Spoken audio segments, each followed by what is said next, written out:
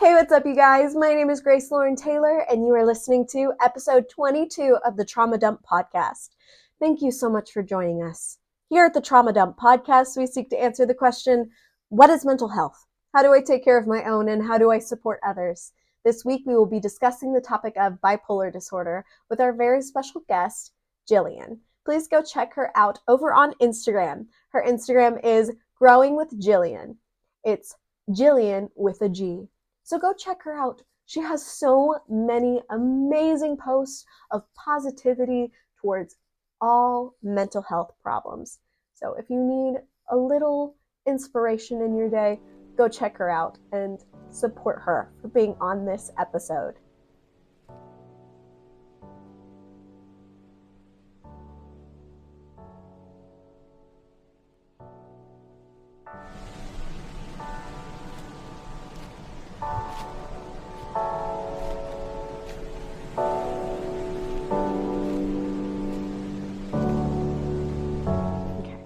I really hope you enjoy this episode, and if you do, please like it and please share it with your favorite people so that our channel can grow and more people can become trauma informed.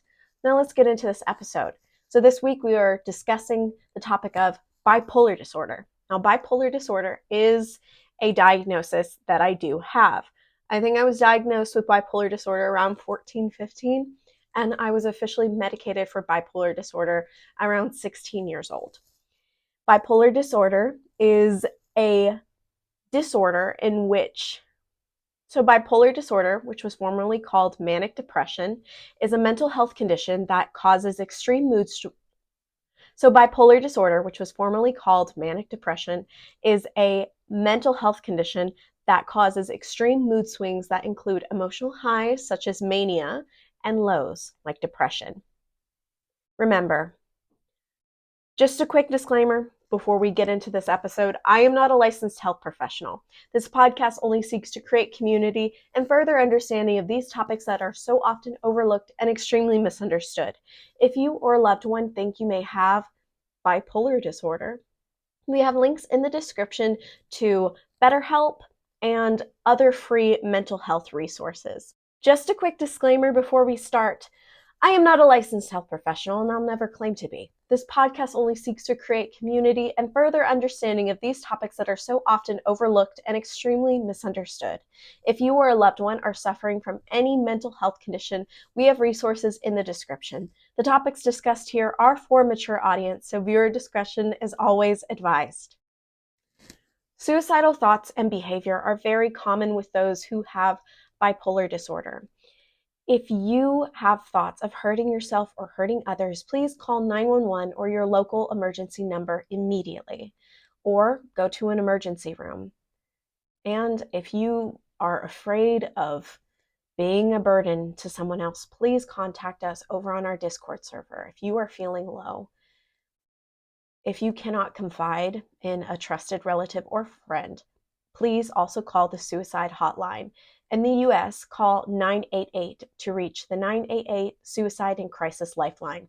They are available 24 hours a day, 7 days a week. Or use the Lifeline Chat.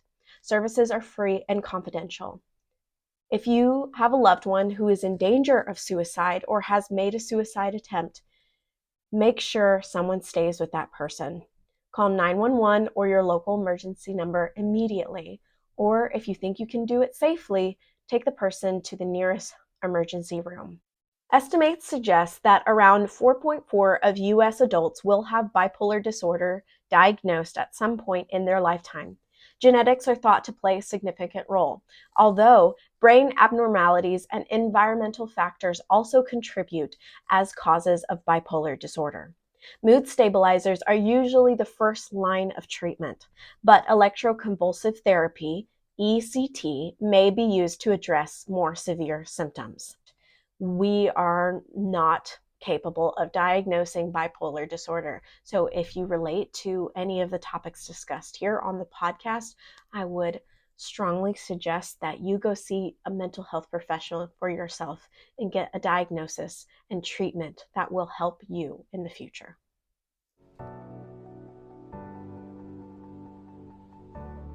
Go to the top. Okay. Hi, welcome to the show. How are you doing today? I'm doing good. How are you, Grace? I'm great, Gillian. It's great to have you here. Now, before we start the interview, would you like to address your pronouns? How do you want to be referred to by our viewers? Yes, my pronouns are she, her, and I'm sorry I didn't tell you this in advance. My name is pronounced Gillian. Jillian, oh my goodness, I'm so sorry. It's Oh, okay. I so promise it's okay. okay.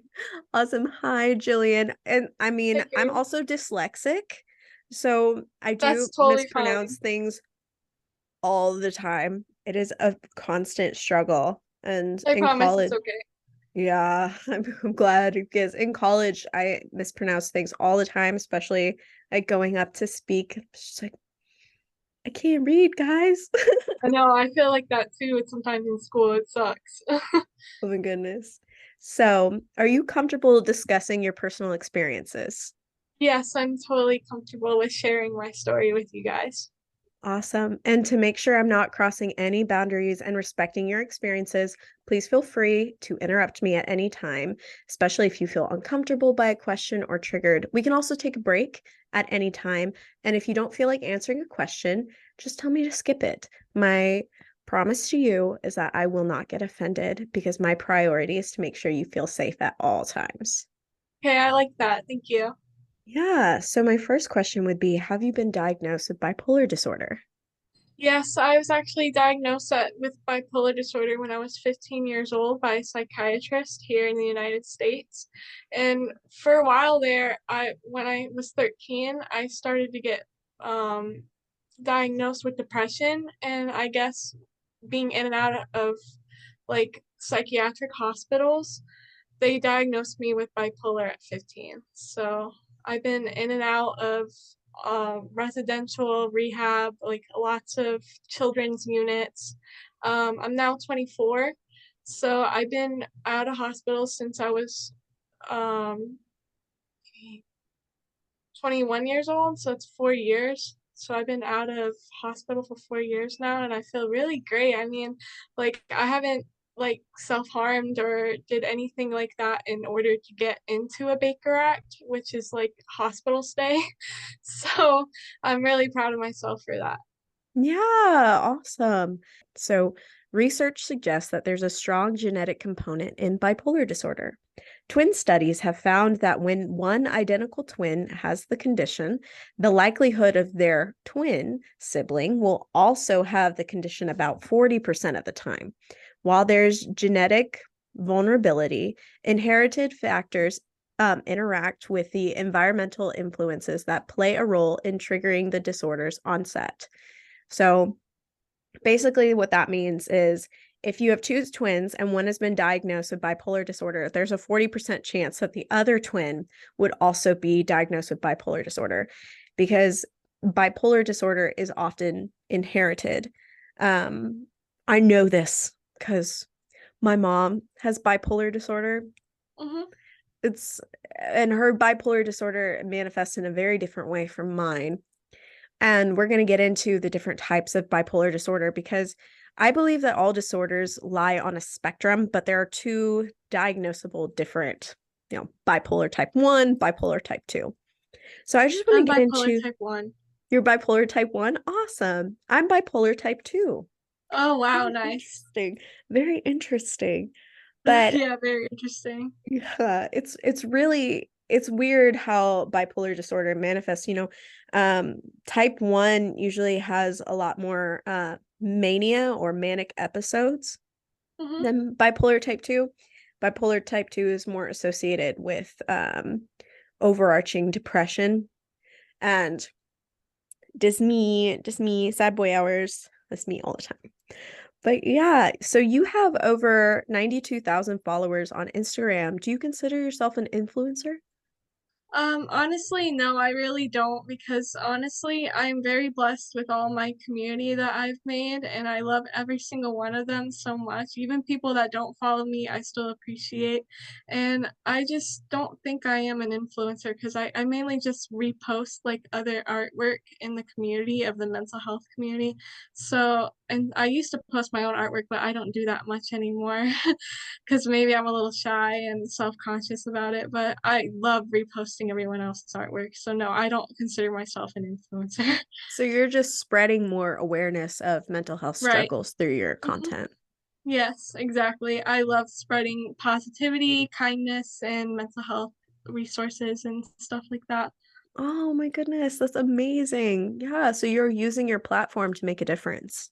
Yes, I would like to say I do that. I like to spread my light in every way that I can. So, Well, it's really felt, I have the podcast Instagram and I've been scrolling looking for people to interview and I saw your post and I was like, this one, oh, I'm so Gillian. glad Got you to saw interview me. Gillian. Oh, Yeah. yeah, I really Yes. appreciate that.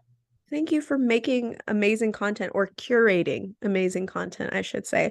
But yeah, I would definitely like to see more of your own posts, your own artwork, because I'm Yeah, sure I it's definitely great. have some on my iPad. I just don't really feel like it is the best that it can be. But it's kind of like the beauty is in the eye of the beholder. Like I don't see it, but maybe you guys might see it. But I'm just a little self-conscious about it. Yeah, and I completely understand that. And you don't have to share those types of things. You can just keep it to yourself if you really feel the need to. But, I also make content for the podcast on Instagram and I try my best. Sometimes Right. it just That's flops, all that but matters. that's Right. fine. As long as there's just one person that sees it and it helps them out, that's what makes all the difference. Yeah, that makes all the difference in the world, doesn't it? Yeah. So, getting back into bipolar disorder, what is a common misconception of bipolar disorder that upsets you or irks you in any way? I probably have two ways that I can answer this question. The first one is that I really don't like it when people think when I like first meet them and get to know people that hey, I'm bipolar and I have a mental illness, that I don't want them to think that I'm crazy. Because honestly, I don't think having a mental illness makes you crazy, and it shouldn't be something that makes people like want to stop and not be friends with you. Because I've lost many friendships due to me being in mania and having my depression crash down. So I just don't want people to think that being bipolar equals crazy. And my Yeah. second misconception is that when people throw the word around bipolar like it's like an adjective or something like that, like oh the weather is so bipolar today or oh she's moody so she's bipolar, she's being bipolar today. Like no, that's not it. Bipolar is a mental illness and it's something that you shouldn't be ashamed of, you know what I mean? Yes, definitely, definitely. And I do like what you said was like, oh, the weather is being so bipolar. I live in Texas, Mm-hmm. and we do use that phrase a lot that the weather is bipolar because, Texas's weather is very Yeah. crazy. Yeah. Just a week ago, or literally yesterday, the high was 84. Today, guess what the high is? Just make a 100. what? No, honey, the high is 55. It is 55 degrees right What? now. And yesterday, it Gosh. was in the 80s. Really? Oh my gosh. It's kind of like Florida here in Florida that it gets real like cold some days and then it gets really hot. Yeah, ugh, it's crazy. Texas is really bizarre. Hmm. I personally want to move to Scotland more than anything in the world and just That's have not. rainy weather all the time. That's just what I want instead of the blistering heat and the bizarre humidity that makes my hair grow way out here. My hair does that too sometimes. Yeah, it's not a vibe. I've worked very I hard know. on these curls and now they're frizz. Yes, your Ugh. hair is pretty. Thank you. Your hair is gorgeous too. Thank you. So, although bipolar is a lifelong condition, you can manage your mood swings and other symptoms by following a treatment plan. In most cases, bipolar disorder is treated with medications and psychological counseling, which is psychotherapy. Have you figured out any treatments that like really help you the most? What are those treatments? Yes, I take medication every day, and I also have a shot that goes into my arm to help with the bipolar mood swings and the psychosis, because sometimes I can get psychosis too when I'm off my medication. And I've been in and out of many, many doctors, and lots of them gave me medicine that did not really fit with me. And that's not their fault. It's just testing the waters and seeing what medicine fits right for me. And that took me until I was 21 years old and to find a medication that finally like saved my life. And that's Abilify. Abilify literally saved my life. So I would say if you are not doing well on off of medication, maybe go on medication, but medication isn't for everybody. But for me, it saved my life. Yeah, definitely. Oh my Mhm. goodness. I did take Abilify for a while in college. And, it wasn't the medication for me. And, there are so many different medications out there, and there are also so many different clinical trials. Um, for those of us that are struggling financially, if you sign up for a clinical trial, they will pay you to Oh, test wow. different types of medication. I've I been never through heard of that. yeah, there are clinical trials everywhere. Wow. I've been through a lot of clinical trials. I did one for PTSD and I got paid like $1,000 for the trial, and it was awesome. And it was really helpful because they're trying out new drugs that can be super beneficial. And maybe that drug would help you out for a little while. So my biggest recommendation for those of us that are struggling financially and you can't afford to go see a doctor, clinical trials kind of the exact same thing. Also, Wow. many different states provide free like mental health care. Especially in Texas, we have MetroCare, which is it's it's like it has free medication for your mental health, and they also have therapy, and Oh, that's they nice. yeah, they have care counselors that will check in on you every so often to make sure you're doing okay, and that will provide resources for you. And some of them will come to your Yeah. house. Like, shout out to my care counselor. You're the best. She came over yesterday to help me figure out Social Security because I don't work. I have I'm on Social pretty Security too. I totally understand. Yeah, I yeah. totally understand. Yeah, I've been trying to get on since February. Oh, you're not on yet? No, because I've been trying to get on since Oh, I'm February. sorry. It sucks. Like No, I I've know how been, hard it can be. I yeah, don't know. Yeah. yeah, I've been waiting because I have seizures and I can't work a normal job because I never know when a seizure is going to happen. And when I do have Right. seizures at work, I'm a liability. And I've like this year alone, I've had 55 job interviews because it's not like I'm not trying to get a job, right? Yeah, I'm right. trying. I Right. am out there with my service dog going to these job interviews. They never call me back because I do have to disclose. They're like, hey, why do you have a service dog? They can't ask like directly what my disability is, right? But I'm, Hmm. I'm always open and honest. Like, I have seizures. She is a medical alert service dog. And so they're like, oh, we'll call you back. Radio silence. I never hear anything back. Gosh, So that's I terrible. I hope you can get on Social Security and, have the extra income that you may need. oh yeah, I'm struggling really bad. Credit Oh, I'm cards. I just have sorry. credit cards still. Oh, I'm so Ah, I hope things get better. yeah, me too. I'm really hoping, like, I fingers crossed that I finally get somebody from Social Security determination to say, hey, she actually needs this Hmm. because it's been ridiculous. But yeah, yeah. Free resources are always available to people. You just need to know where to find them. And for those of you guys listening, if you ever need someone to help you find free resources, go to our Discord, message me. I will find you something. Just send your general location. You don't have to tell me your name, your age, none of that. I will do the research for you and find some resources because I know when you're depressed or when you're feeling these heightened emotions, it's very hard to advocate for yourself. And so I'm making myself a resource, being like, hey, you need help? I'm here for you. That's This so is nice. So thank sweet of you. Thank you. I mean, this podcast is my job. I don't make any money from the podcast. Maybe one day. Maybe one day. We're hoping. But, this is my life. This is my life's work to make this podcast. Well, I think that's really cool. Thank you. So, getting into the different types of bipolar disorder. So, bipolar type 1, which is what Gillian has, Mhm. is a it is involving the presence of at least one manic episode. So, manic episodes last 7 days or longer and can be severe enough that a person requires acute care.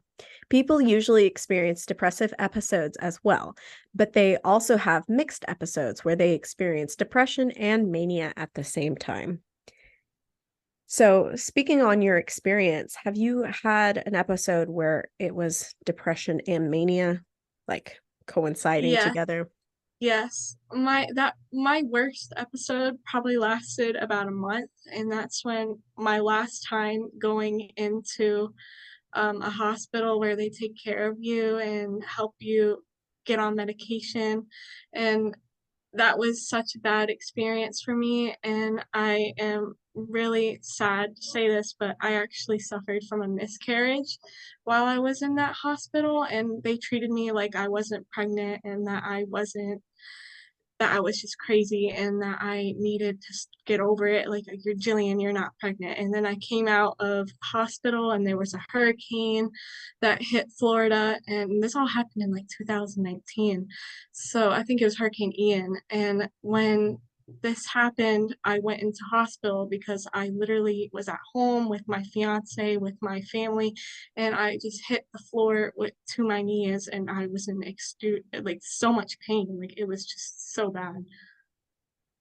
And that was the last time I was in hospital. So My goodness. That sounds like such a traumatic event. Like one it, on it top of really the was. Oh my goodness. I'm so glad that you're still here. Yeah, that means the world to me.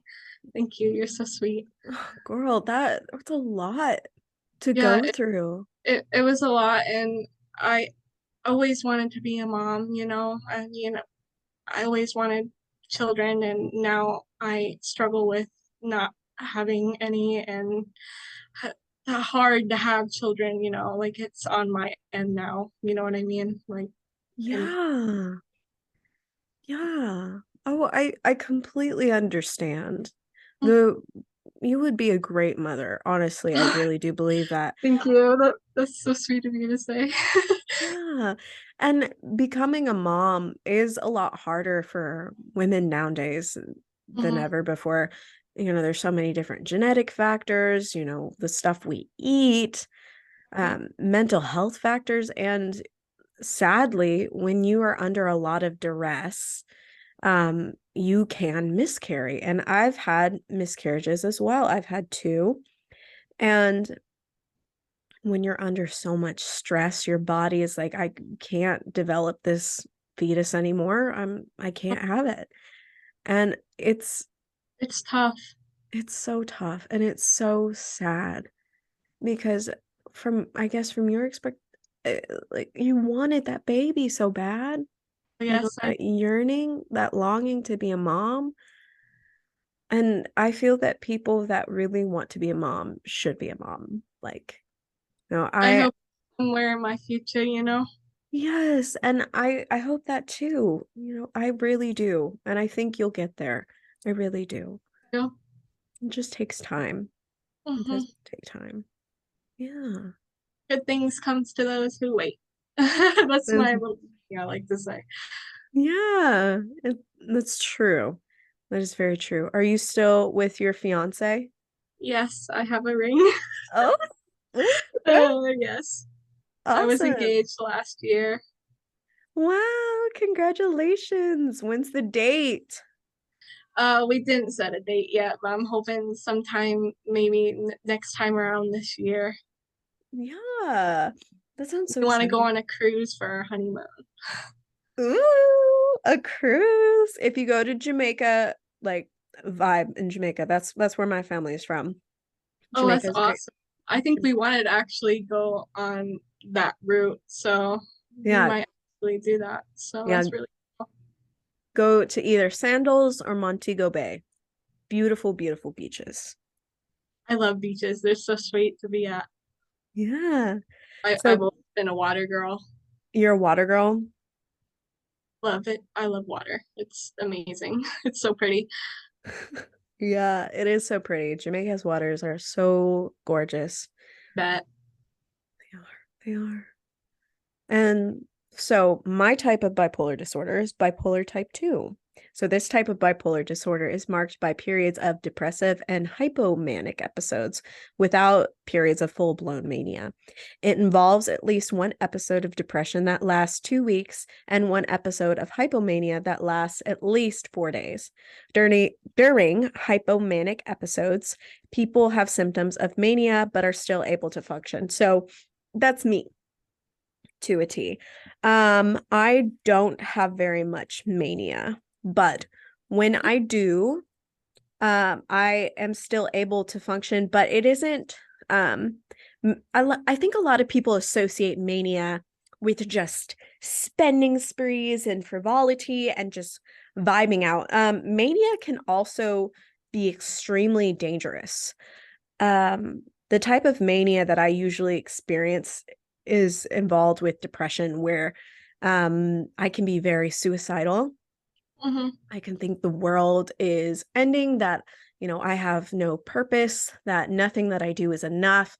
And I start to spiral, and I do self-harm. And I don't cut, but I do slam my head into a wall till I Oh, pass out. And I've been oh. like that since I was a child, like a little kid. And I've developed scar tissue on my forehead. You can kind of see it. It's like little bumpies right here. Hmm. I'm a triceratops. It's a vibe. But I don't know. It's a very negative coping mechanism that I've tried desperately to avoid. So I will Hmm. slam my head into pillows now, whenever I notice it coming on, rather than slamming my head into a wall. But um, you know, mania manifests differently from everybody. Okay, there's no right or wrong way to be manic. And also, to have bipolar disorder is not a fun thing. I've seen some No. like people on TikTok, they're like, "Ah, when I'm having a bipolar episode, I turn into somebody else." I'm like, Oh my gosh. what? That's that's not it. Or they think of bipolar disorder as having like multiple personalities or something Right. to that effect. Like, That's a uh, whole nother mental illness, you know what I yeah, mean? it Yeah. is. And um, I also really don't like, again, what you said with like, they're using the expression that, oh, you're so bipolar, instead of saying someone is crazy, especially if somebody flip-flops between two ideas. Um, when you are bipolar, you're pretty consistent in who you are as a person. It is having the almost the, for me at least, the flip-flopping from believing that I should exist to I shouldn't exist. My personality is not changing, right? Right. It is still me. I'm still being myself, but it's the my, I guess, not my morality that changes, but my state of being that changes. Mm-hmm. Because I still have the same morality. Right. I'm just, the way that I'm coping is different. Right. Right. I can totally understand. I used to self-harm since I was 13 years old. It's really tough to have, scars that are all down your legs or arms, wherever like it's just really tough seeing those every day. I hope to get tattoos covered on my scars one day if I can afford it. It's just something I've always wanted. Yeah, and you should definitely get tattoos. I have a raspberry vine. Oh, that's so pretty. I like that. I love it so very much. I want to get it to continue up the rest of my arm, but this was all I could stand Mhm. when I got it. And then I also have a giant moth under my boobage that cannot Oh, be shown on the internet. But that if sounds you, really cool. yeah, if you want to check out my Instagram, it's probably over there. And then I also have an ichthus on my wrist. Oh, I love that. vibes. But yeah, tattoos are great, and they are a pretty positive coping mechanism in my own Yeah, unprofessional opinion. yeah, I have four right now, but they're on my like legs. Yeah, But that's they're so like cool. small little pieces. Like I have a Winnie the Pooh on my leg, I have a band-aid on my other leg, and then I have a bunny and then a cat on my right and left ankle because I had a bunny that passed away and a cat that passed away, so I tattooed them on my legs. Oh, it's a little in memoriam for your lost loves. Mm. Yeah. Yeah. I, dude, when my cat Clark died, I went into a very severe depressive state. Clark, who is my little dude, I got him when I was, I think, 14 or 15, right after I had tried to commit suicide. My friend came over and her cat had a bunch of kittens and she Mhm. gave me one and I named him Clark Kent because he's my little Superman because he saved my Oh, life. oh, that's so. And I loved him so very much. He came to college with me. He lived in the dorms with me. When I started training my service dog, Gigi, honestly, I felt like he was training her too because he provided so much support for me. And then when my dad was dying, I started noticing some changes in Clark, and he had a heart attack suddenly and he passed away. Oh, so It was, sorry. yeah, it was very, very sad. He was only 5 years old. And Oh, then a few days later, my grandpa died. And then a few months later, my dad died. And I'm I so was sad. depressed. That was rock bottom for me. I It can was, totally understand. My dad passed away when I was 5 years old due to blood clots in his lungs. my goodness. So I can totally understand, girl. I am with you right there. It's really hard growing up without a dad. I can totally understand. Yeah, it's like a piece of you is gone. I miss my dad every single day because Mhm. I daddy's girl all the way, you know? I know. Yeah, I was a daddy's girl too. Just Yeah. know that he's probably with you in your heart and, watching over you, proud of you. Yeah, and the same goes for you. Hmm. And when you become depressed, you may feel sad or hopeless and lose interest or pleasure in most activities. And when your mood shifts to mania or hypomania, which is less extreme than mania, you may feel euphoric, full of energy, or unusually irritable.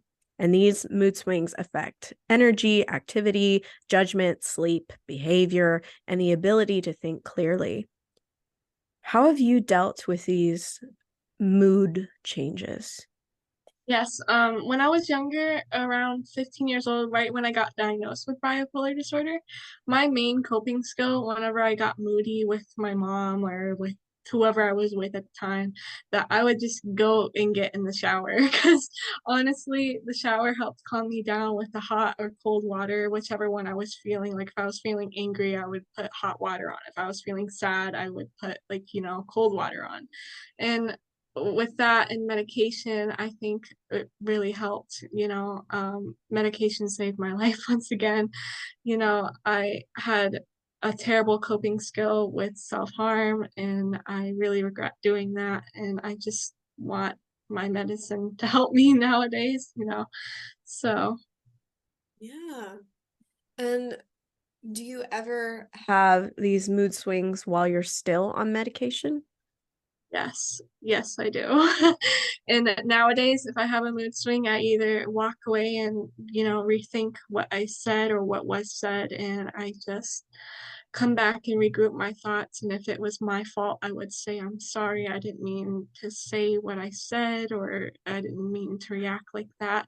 And I really just, give them a hug and say, I'm sorry, because I don't mean to have bad days. I mean, everyone has bad days, but I feel like whenever I'm manic or, in like bipolaring, I get really mean and raging and and then I get really sad because it's like, how can I do that to someone that I love? You know what I mean? Yeah, definitely. Dude, Mm-hmm. I think I get vengeful when I'm having an episode. Mm-hmm. Um, and it's not pretty. I know. It's Can not. totally understand. And and it's always against Joey. Joey's my partner. Mm-hmm. And I never want to hurt him. And I can always sense that I am, and I try so very hard to stop. Mm-hmm. And it's like you can't stop. It's like a Right. train that is going, and people are still shoveling the coal, and I'm screaming, but the horn is over me, and I'm just like, I need the train to stop. The train is not stopping. The anger train will not stop. And the things that trigger me the most are silence, Oh which yeah. is, That literally kills me. yeah, Yeah. because when someone is silent, it's when I can hear myself the most. Right. In my brain, never silent. Mm-hmm. There's stuff happening all the time. I know. And so it's almost as if I'm like, dude, uh, with my partner Joey, he is the exact opposite of me. He's very introverted. He's very logical. He's not very emotional. But when we get into fights, he is just quiet. He's just silent. And I feel like for me, that's one of the biggest punishments in my brain. Like, you're punishing me. You're not talking to me. You're not telling me what's wrong. So in my brain, it relates it to like, oh, then obviously there's something wrong with me. Because if I'm not worth talking to, then I guess like fuck it all. We ball. We're just gonna destroy everything. I could totally understand and relate to that. Oh my gosh, that is so funny, but not really at the same time. Your thoughts are literally killing you, like especially in that silent moment. Like, why are you doing that to me, man? Like, yeah, I totally understand. Yeah, and I've tried telling him constantly. I'm like, dude, if you are thinking, please verbalize. I am thinking, okay? Because I Yeah, can't read your mind. I right, cannot tell if you're thinking or if you're just being quiet to punish me. Please just like say affirm me. Hey, I'm thinking right now. Give me a moment, and then I'll try my best to give you that right. moment. But dude, it's gonna take a while. Yeah. So we have different attachment styles. We have different coping mechanisms. You know, he was a only child up until I think he was 18 when like he has his half sibling that was born. So he was the only child for a very long time. I have two younger siblings. We bickered every night, every day. We're always fighting. We're always on top. We're always talking about how we're feeling and relating to one another because that's how we were raised. Like our dad taught us, hey, if you've hurt your sibling, you tell your sibling, you talk it out. And, you know, I had two younger brothers, love them to death. We still talk everything out. We still say how we're feeling. Even if it hurts the other person's feelings, we're still talking about it. So I never had that experience of if I've hurt someone's feelings, they don't tell me. And so it's a learning curve, I would say, of Right. because whenever my mother was angry at me, she would not talk to us. She would not talk to any of us. She would lock herself in her room. We wouldn't get food.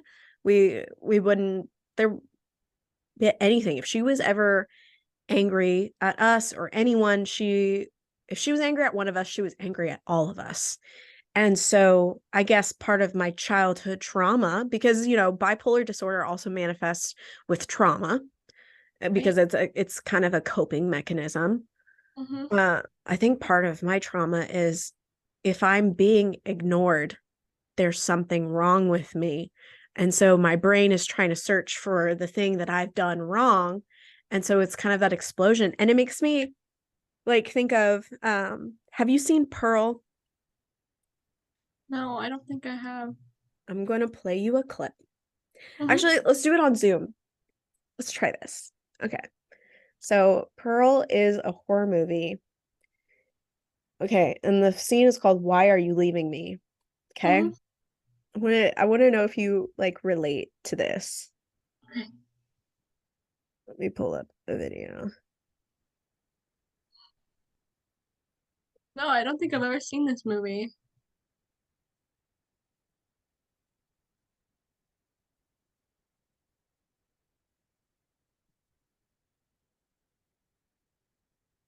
Yeah, for real. Oh my gosh.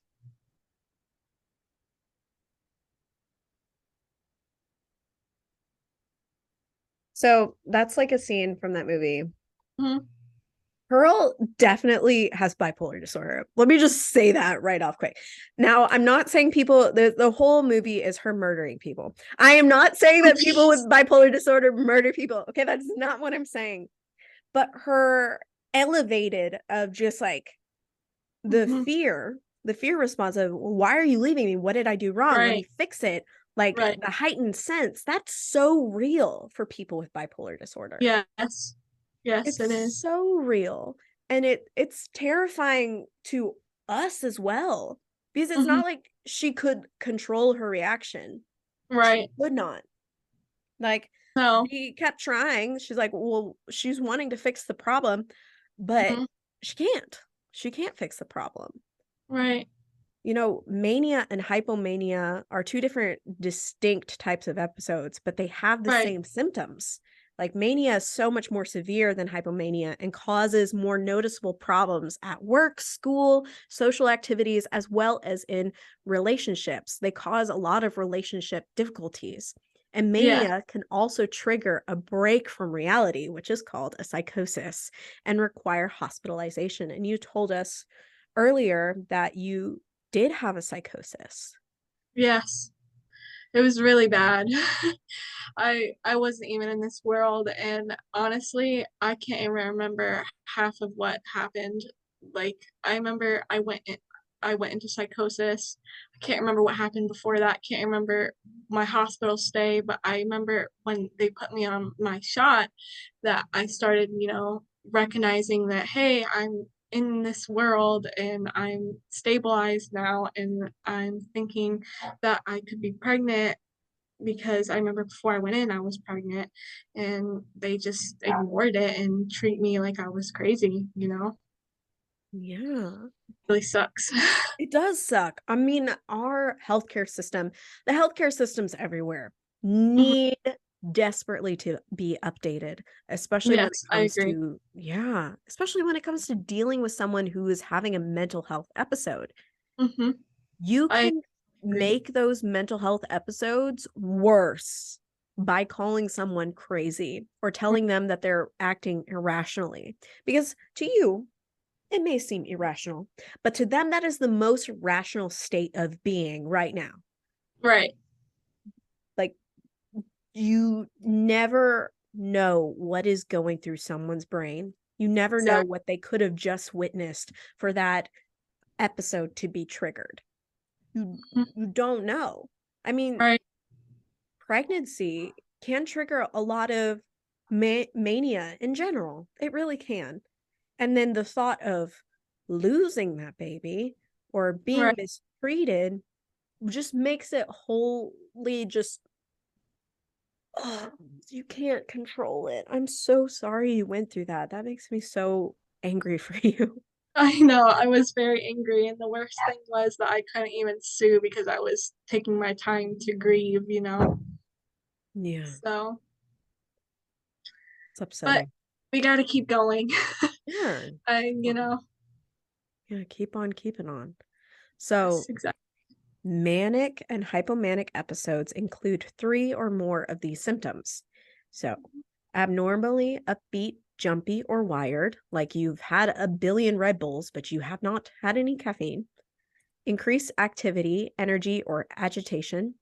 Exaggerated sense of well being or self confidence, aka euphoria. Decreased need for sleep. Unusual talkativeness. Racing thoughts. Distractibility. Poor decision making, for example, going on buying sprees, taking sexual risks, or making foolish investments. Those mania symptoms are very important. So if you are witnessing your friend or a family member start to experience those symptoms, a way that you can help with that is to look them in the eyes and talk to them. Do not Mm-hmm. act like something is wrong. Okay? Ask them how they're doing. What's going on? How can I support you? Like, do you need anything from me? Because that puts the emphasis on you doing something for them rather than them affecting you, which can make them spiral even more. And something that has really helped me whenever I'm having a depressive or manic episode is someone making sure that I have eaten. Because when I am manic, I don't eat. When I Yeah. am depressed, I do not eat. I know I don't look it. I know I'm a chubby girl, but it's No. very true. It's very Yeah. true. I totally understand. When I was in school, I used to not eat in the cafeteria because I was struggling with eating and staying up all night and, just having insomnia, thinking about, oh, why is my life like this? Why am I the mentally ill one? Like, why can't I just be a normal kid? Relate. I relate so much. I was in an all-girls school when I was suffering the worst from bipolar disorder, and I had no friends, and I wouldn't eat in the cafeteria or anything. I would just go straight to the library whenever it was lunch, and I would just sit. I would not read. I would just sit. Mm-hmm. And I couldn't do anything. I was unable to function because I was, dude, so sad. I was so sad. Oh, I'm sorry. Yeah, I totally relate. yeah. So, major depressive episodes include symptoms that are severe enough to cause noticeable difficulty in day to day activities such as work, school, social activities, or relationships. An episode includes 5 or more of these symptoms. The symptoms are depressed mood, such as feeling sad, empty, hopeless, or tearful. In children, teens, and young adults, depressed mood can appear as irritability, marked loss of interest or feeling no pleasure at all in almost all activities, significant weight loss when not dieting, or weight gain when not eating a lot, or decrease in appetite in children, failure to gain weight as expected can be a sign of depression. Either insomnia or sleeping too much, either restlessness or slowed behavior, fatigue or loss of energy, feelings of worthlessness or excessive or inappropriate guilt, decreased ability to think or concentrate or indecisiveness, or thinking about planning or attempting suicide. Those are the symptoms of depression. Now, people can have depression without having bipolar disorder, and Mm-hmm. people with bipolar disorder can also suffer from depression. Having depression is having loss of your general personality, like positivity, you know, motivation, stuff like that for at least 2 or more weeks. And the reason why depression and bipolar disorder are very different diagnoses is because depression is not genetic. Anyone and everyone can suffer from depression at any time in their life. Bipolar disorder is, however, genetic, and it also can be caused by other factors, and that is part of the reason why there are very different diagnoses among other symptomatic differences. Yes.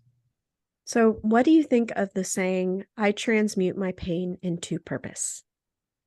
I think everyone has a purpose and that you can turn your pain into power and you never know what happens if you never give up, you know. You might lead into your purpose doing what you love and I feel like everyone should do what makes them happy and makes their soul set on fire, you know. Yeah. What sets your soul on fire? Mental health. Cats, dogs, animals, being kind, stuff like that. I Yes. really want to be a nurse when I get back into school because I honestly did not graduate high school because of my mental illness and being in and out of the hospital. So I had no time for that. I dropped out. So I'm planning on going back to school to get my GED next year. And it finally feels like my life is starting at 24 years old because of my mental illness holding me back. And I'm really glad it doesn't hold me back as much anymore. I mean, I still get my bad days, but I keep keeping on, you know? Yes. Yes, girl. Oh, I'm Yes. so proud of you. I Oh, am thank so you. proud. Yes, and it's never too late to start. It's never too late to start. It's No. never too late Mhm. to stop like hurting yourself and hindering your own progress, but it's never too late to start over. I know Right. so many people are like, "Oh, I didn't graduate high school, so there's like no point in me trying." Hmm. Yes, there is. I used to be like that. Yes, I remember. Yes. Yeah, you have so much life ahead of you. This is Mhm. only a fragment of your life. There's so much more ahead of you. You have no idea what you're capable of accomplishing. No Yeah. idea. And honestly, I'm so, so proud of you because you sharing your experiences, I know for a fact is going to inspire somebody else. You've been I through really so hope so. much. Yes, it inspires me. Um, Oh, you inspire me too. oh, but yeah, the purpose of this podcast is to identify trauma and how we can help heal ourselves and help others. You know, the whole saying of the podcast is trauma is not who you are, it's what you go through. I love that. Did you make that? Yeah, I painted this. Oh, that's so beautiful. I like the Thank little you. logo too next to it. Your This is pod. dumpster fire. Ooh. I painted this, the dumpster fire, which is the logo, and I painted this, and then the flowers I also painted. Ooh. Don't you just love art? Yes, I do Yes, love art. I have 2 art degrees. I love art that much. nice. It's what I want to do with my life, you know? I was a very precocious young girl because I love school. Um, I love learning. I love teaching. I'm an acting coach on the side. You know, I have one student currently. Love her to death. Very excited for the prospect of getting more students. But um, I've been acting since I was 5 years old. I've been in choir since I was 3. I've been painting since I was a baby. Aw, And I love sounds art. so fun. It is so fun. Creativity is the the height of expression, and I really do love to express myself. And with art, you know, I graduated high school with an art degree with an associate's in arts. And then I went on to Texas Tech University and got my bachelor's in theater. And I really want to get my master's in film because I really want to become a film director one day. That is my goal. I'm Oh, gonna I hope you manifest get to it. do that. Oh, that Yeah. sounds really great. And so I'm using this podcast as a stepping stone to help heal myself. Hmm. I've gone through a lot.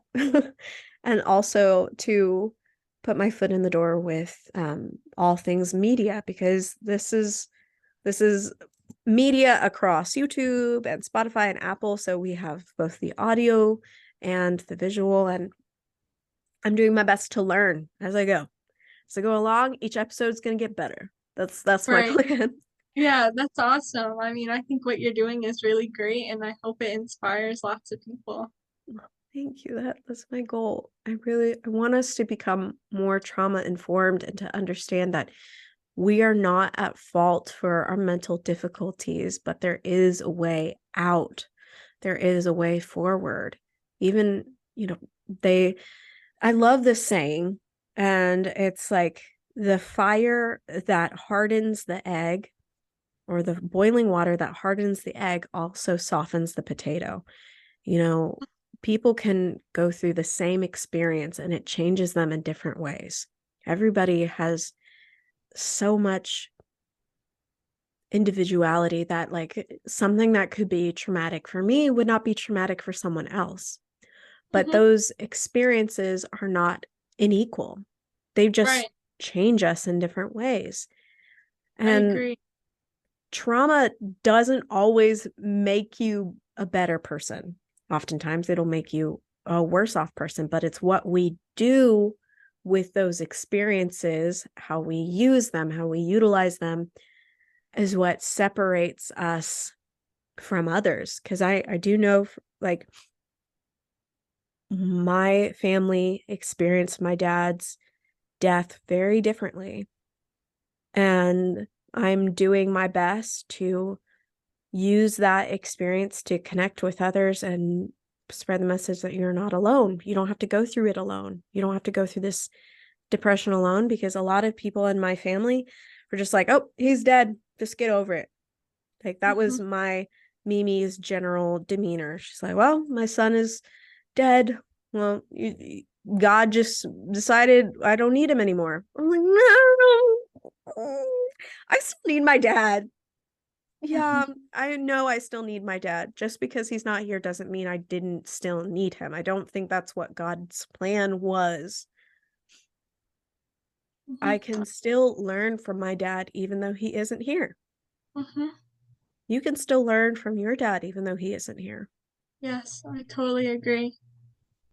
And it I doesn't mean we don't still need our dads. Right. I totally agree. I'm doing my best not to let my dad's death harden my heart, Mhm. not to let it make me vengeful or angry.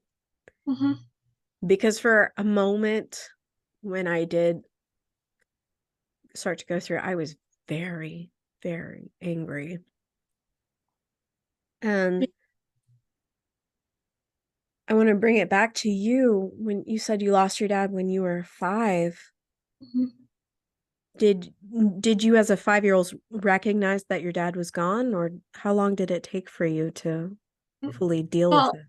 I actually don't remember being told that, daddy's not coming home, he's in heaven. I don't remember any of that.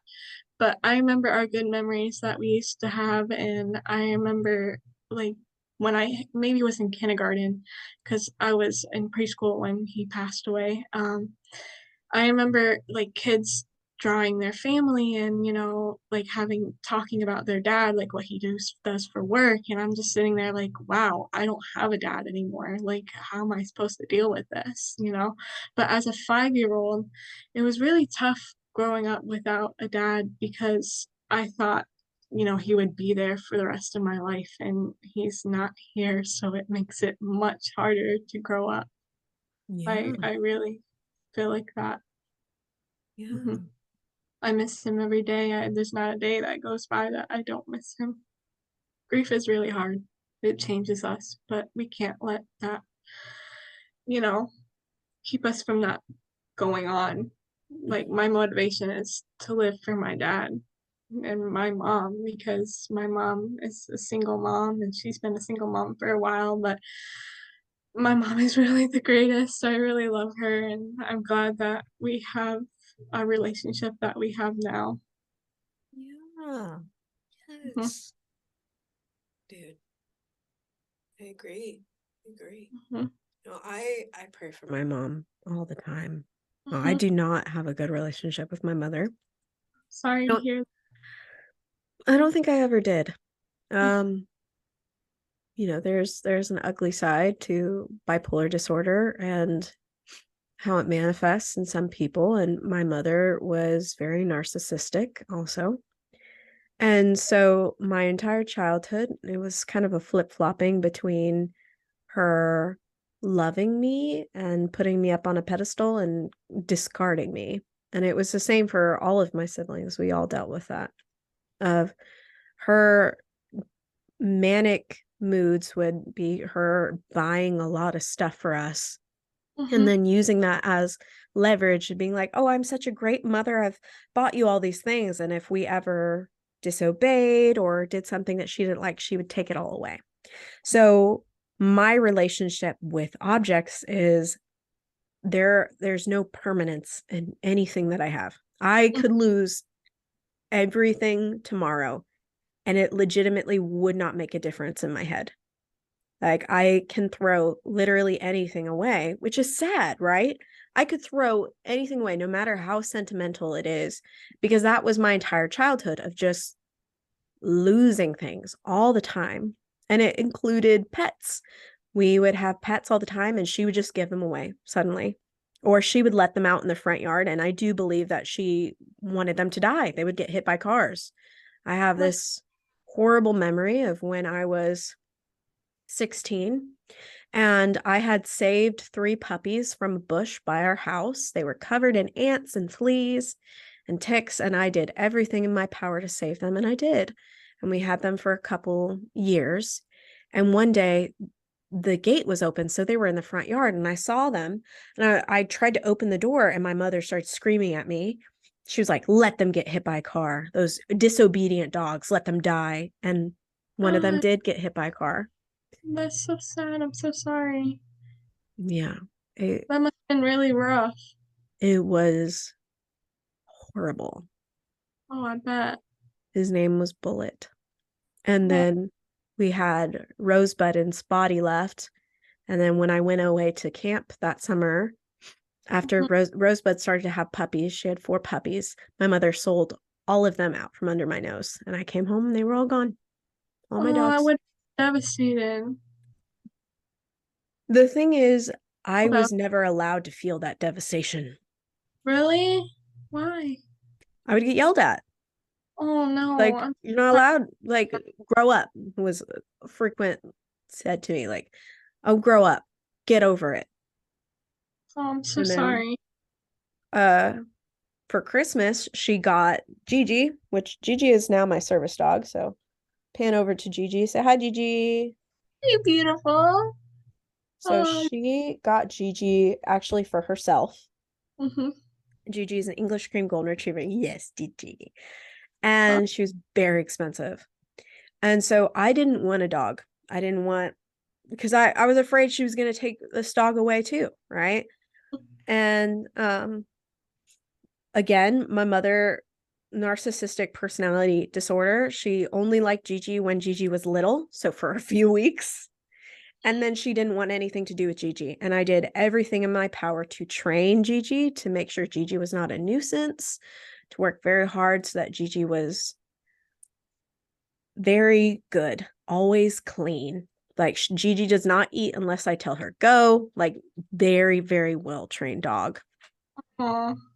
And she's the best. And so when I went to college, right, I got Gigi certified through a service dog training program. And, I was diagnosed with all of my stuff. And so Gigi was trained for that. And my mother posted on Facebook that I stole her dog. She stopped taking care of that dog after 2 weeks. Did not buy the food, did not take the dog to the vet, nothing for that dog. Everyone in our family knew that dog was now mine. I spent like thousands of dollars on her vet bills, on getting her haircuts, making sure she was well taken care of, right? I brush her teeth. Like I'm in that to take care of that dog. She posted on Facebook that I stole her dog, went away to college. And so she got a free dog from the same breeder that bred Gigi because I stole her dog. And then what'd she do with that dog? After that dog was like a couple weeks old, left it outside.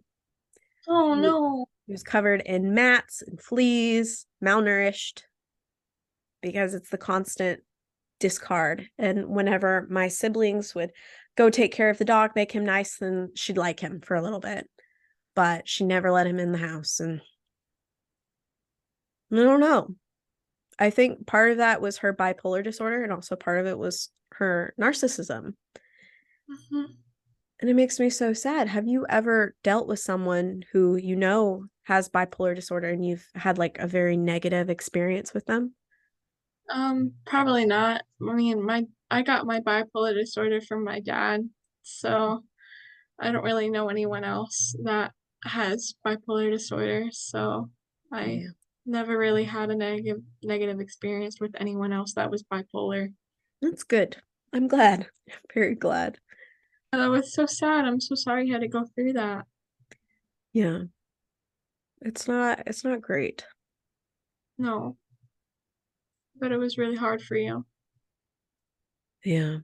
And I wonder about those dogs all the time Mm-hmm. because I was homeschooled off and on. I actually went to 14 different schools, so every semester was a new school, like public school, private school, charter school, Catholic school, magnet school, online school. I did online school before online school was a thing with COVID. I did all of it. And Wow. so I never had consistency growing up. There was no object permanence in my life. And now as an adult, I'm doing my best to create that consistency because, again, with inconsistency, people can develop bipolar disorder. Oh, wow. Really? Mm-hmm. It is a huge marker for diagnosis, as if you've had childhood trauma or your parents have moved a lot or you've moved schools a lot, Mm-hmm. because it becomes a way that you cope with this loss. You Right. know, with a lot of people who have bipolar disorder, they suffer from relationship issues. Mm-hmm. And that fear of abandonment can manifest in, well, I'm just going to abandon you first, you know? I can totally agree. Yeah. I've had my fair share of abusive relationships. It's not fun. That's why I'm glad I met my fiance when I did. Yeah. I'm so glad that you have someone who loves you and supports you and is there to take care of you. Thank you. That makes me happy. Yeah. So, how has your daily routine changed because of your experiences? Well, usually I get up in the morning and I do my skincare and my, daily shower. But some days I don't do that like all the time because like depression can really hit hard and it makes me like postpone doing my skincare and taking a shower. I think that's like the nasty part of depression and bipolar is that, you don't do your hygiene stuff. And I try really hard to beat that, because after you get out of the shower, you feel great, you feel better. And it's just hard to go and do that. And I think that's the ugly side because people don't, want to smell your breath or they don't want to see you not take a shower and have greasy hair. Like it's just really sucks. So I try my hardest every day to do chores, to do, walk the dog, keep myself busy so I'm not thinking like, oh, like my life is terrible. Oh, like I have all this anxiety. Like it needs to be busy so I can make something out of my life. Mm-hmm. Mhm. Yeah. I relate so much to the depression manifesting in you don't want to perform self-care. Right. That's me to a T. I remember when I went through like a really severe episode when I was probably 17 and I did not brush my hair for 2 months. I got dreads because I have pretty curly hair, right? I have like legit coils. It was Hmm. a lot curlier when I was younger, like a lot curlier. The only reason why it's not as curly because I bleached the hell out of it and dye it random colors all the time. So it's That's cool. so it's a bit of a looser curl now, which I think is a lot more manageable, but I would not recommend dyeing the shit out of your hair. But I digress. I went through this really depressive episode where I did not brush my hair. Hmm. I did not brush my teeth. I got 16 cavities. Um, I have a chip way back here in this tooth because I had something lodged up in there. And as I was trying to get it out one day, I chipped my tooth. So I have a Hmm. hole right here. Aw. And I was just so depressed. I didn't want to take care of myself. I didn't want to do anything. And I remember my dad was very concerned. Um, and he sat me down in between his legs, and he had this green bottle of like the tear free, like detangling spray. And he Mm-hmm. just went at my hair to Oh. detangle it himself. And that was honestly the biggest act of love I had experienced from my dad, which I'm not to say he was a bad dad. No, he was a great dad. But to take that time to comb out, my hair was like down to my butt. Like if you pull a curl, it's pretty long, right? But it was really long. My dad took the time to brush out my hair, told me to go shower, and then we watched Kung Fu Panda together. Oh. And I miss my dad so much. He did everything in his power to take care of us kids. He loved us kids so very much. We never lacked for anything when dad was around. Right. And it's so sad because now I think right now I am going through a bit of a depressive period in my life. And part of it could probably be seasonal depression. November, December, like the sun sets almost at like 4 around here. So it gets dark really fast. Mm-hmm. And for me, my whole life was like, I'm never doing enough because I did all of the cooking, the cleaning, everything for my entire family from the age of 10 because my mom refused to do any chores. She was like, oh, that's what I had kids for, to do all the chores. Why would I do them? So my siblings hardly ever did chores other than, outside stuff and taking out the trash. I did everything else. And so now when the sun sets and I feel like I haven't done all that I need to do, feel so worthless. And I feel so burnt out because it seems like I'm where it is. You are trying your hardest, Grace. I am trying my hardest to maintain some sort of normalcy. And we have 2 cats and a dog that shed all the time. And part of my trauma was like, if there was ever fur on the ground, my mom would scream at me. So I'm vacuuming at least 5 times a day. At least 5 times a day. Wow. It is not, it's not good. It's Oh. not good. And I think I probably do have OCD. Mm-hmm. But it's like just another diagnosis. I don't want to get diagnosed. Yeah, I can totally understand. Wow. Uh, That's real. Wow. do you ever suffer from seasonal depression? Um, I don't think so much anymore now that I'm on medicine and, you know, I don't really have that. No, I wouldn't say that I would get sad when the sun goes down or anything like that. Like, I don't know about all that, but I've heard of it and I'm really sad to hear that you experienced that. Mhm. Yeah, it's not great. I Yeah, think I'm sorry. I think part of the seasonal depression is that loss of um I guess we get into our routines, our habits, and Hmm. if one thing changes, it's kind of a loss Hmm. for me at least if something changes. Um Hmm. I don't know. I'm trying. I'll get through it. Well, that's all that matters, Yeah, I'll is get that you're through it. trying. Yeah. Yeah. So, how are you feeling right now? How are you doing? I'm feeling good. You're Can't feeling good? wait. You know, feeling happy, feeling good to be here. Yeah. So, how can I support you? Well, maybe we could be friends or something. Yeah, I would love to be your friend. Oh my goodness. Okay. Oh, you want to be that friend? Oh, Yeah, of course. I feel like we have a lot in common. yeah, definitely. Oh my goodness. I need to get your number.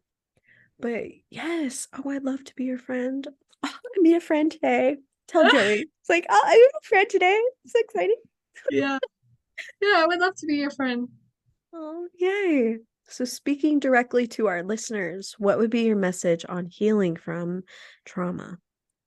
I would say to keep on going and to never give up and you never know what happens if you don't and that you should do stuff that makes you happy and you should live on for you. And that's all that matters, is that you're trying and that you should pursue after your dreams, because that's what life is all about, is pursuing your dreams and having a purpose, which we all have.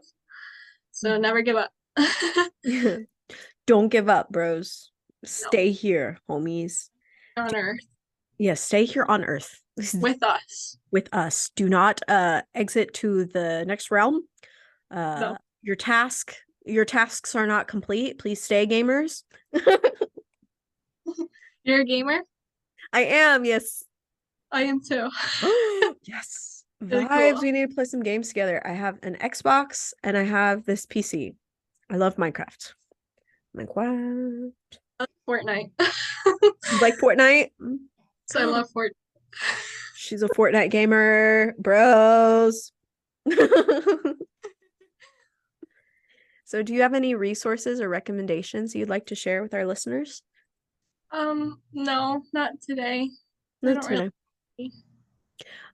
A great resource would be her Instagram. If you need some positivity, Oh, yes. some great vibes, go check out her Instagram. Thank you. Yeah. Well, thank you so much for sharing with us. I really appreciate it, and I'm very proud of you. Oh, thank you, Grace. I'm really proud of you too. I'm glad we can be friends now. Yeah.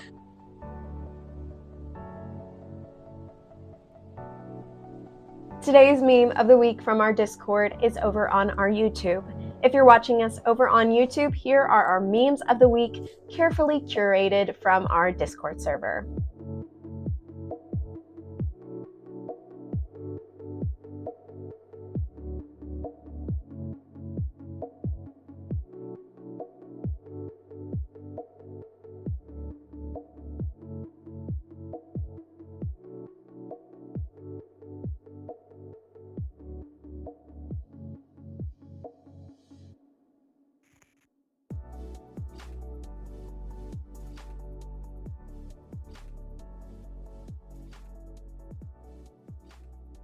Just a quick reminder before we part, this podcast seeks to forge a strong community, so please don't hesitate to join our Discord to share with others and for podcast updates. In the Discord, we have so many different channels of discussion that include more than just trauma. We wish to create a place where you can be heard, so please come join us. You are needed, appreciated, and I'd love to meet you, know you, and support you. At the end of every week, we spin our wheel of emotions to learn a new feeling and how it correlates to trauma. All right, so there's our wheel, our beautiful, beautiful wheel. Maybe we can zoom in. Ooh, that was out. That was out. Zoom in. Ooh. Okay. So it landed on awful. I think we've already done awful. Landed on avoidance. Try the other way. Oh my gosh. Okay. Okay. Okay. It landed on confused, perplexed, disillusioned, which is a surprise emotion. Dude, trauma can be very confusing, especially for those who don't have trauma, right? Mental health affects your physicality. It affects way more than just your brain. When you are going through a very traumatic experience, it can change so much about you, about your personality, about your way of life, about the way you react to certain things. And what immediately comes to my head was when I started going through a lot more trauma, which I do consider myself to have childhood trauma, but when the crux of my issues started, which was 2020, when my father was hit by a car and he sustained very severe injuries, and it felt like my whole world fell apart. Fell apart, not fell apart. No, fell apart, not fell apart. Dude, I'm so tired. My whole life fell apart. I lost so many of my friends because, they weren't real friends to begin with, right? But They were confused. They didn't know how to deal with me. They didn't know how to approach me. They didn't know how to approach the topic of my dad is dying in a hospital and I can't see him because of COVID. And I would have these moments of just sobbing. I would just sob uncontrollably in class, in a room full of people. I was just broken. And a lot of people were confused as to what to do. I was confused. Like, I didn't want to be broken. I didn't want to be sad. I didn't want to lose my dad. I didn't want to lose my grandpa. I didn't want to lose my papa. I didn't want to lose my Clark. Clark was my ESA cat that lived with me in the dorms, and he died in July 2021, and then my dad died. No, and then grandpa died in July as well, and then my dad died in November, and then my papa died September 2022. It felt like one right after the other, right after the other. I felt very alone, very confused as to what I'm supposed to do. How am I supposed to heal? How these men in my life gave me so much guidance. And they were gone. And it felt like there was no one I could turn to except myself. And I was very afraid, very afraid, of relying on myself. I didn't think I was very reliable. I started developing seizures because of my trauma, little tremors. I stutter now when I talk. You guys listen to the podcast, and I try very hard to speak clearly, concisely. But in this little segment of the podcast, I want to be as vulnerable as I can be. Trauma is confusing. I don't have all the answers. I still go through episodes of depression. I'm in one right now. I actually have a pretty severe migraine right now that I can't see. Everything is extremely, extremely blurry. Like, very blurry. And it's scary. I worry sometimes that I'm not enough, that I'm not doing enough for this podcast because I want so badly for this to succeed. I really do. I'm trying my best. I do have bipolar disorder, no matter how much I want to deny it. And I don't want to take medication. I'm so confused as to why doesn't my body just work? Why doesn't my brain just work? Why can't I just be happy? Sometimes I just cry. My boyfriend took me out to lunch a few days ago, and we were talking, and I just started sobbing at the table. We were talking about my dad, and I just couldn't control myself. It just felt so bad. It was kind of a wake up call because I've been off and on medication for bipolar disorder for a very long time, and I don't want to take medication. It sucks. I already take medication for so many other things, like my seizures and my hypothyroidism. It's just like another pill, and I feel like I'm a slave to these medications. I hate it. I just want to be whole. It sucks. And trying really, really hard to be strong. And I have to remind myself part of being strong is being vulnerable, is talking, is letting people know when I'm struggling, because I can't do it on my own. Literally can't. So that's why I'm so glad that I have you guys. Really am. I mean, special thanks goes out to all of the Discord users, thank you. Thank you. Thank you. Thank you for making this podcast a reality. If you'd like to support the podcast, we have a Patreon. We have a bonfire. This is a season of giving. If you want to support the podcast, it would mean the world to me. So,